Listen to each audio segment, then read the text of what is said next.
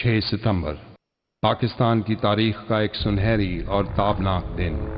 یہ دن ہے قربانیوں کا، لازوال عظمتوں کا، وطن سے محبت بھرے لمحوں کا۔ یہ دن ہے اپنے وطن کے سجیلے جوانوں پر فخر کرنے کا، جو شجاعت، ہمت اور جواں مردی کا پیکر ہیں۔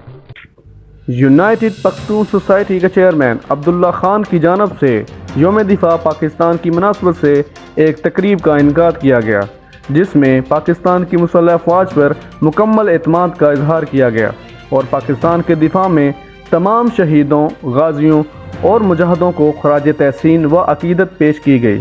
یہ اعادہ بھی کیا گیا کہ پاکستان کے دفاع میں پاکستان کی طرح بیرون ملک بھی مقیم پاکستانی کسی قربانی سے دریغ نہیں کریں گے۔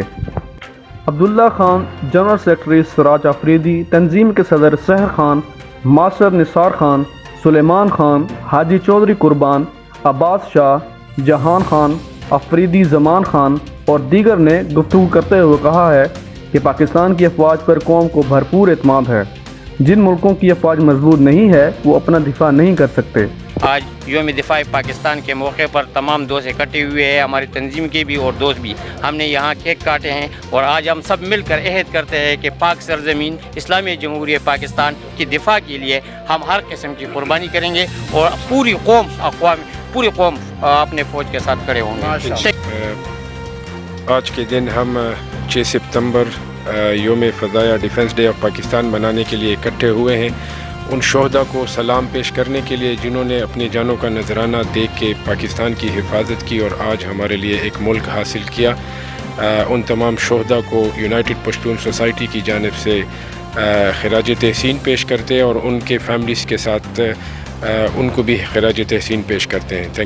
ان کو ہم بھولے نہیں ہیں، وہ ہمارے دلوں میں اب بھی ہیں اور ہمیشہ ہی ہمارے دلوں میں رہے۔ ہماری فوج الحمدللہ اللہ کے فضل و کرم سے دنیا میں ایک مثالی فوج ہے جس کا کوئی دنیا میں مقابلہ نہیں کر سکتا۔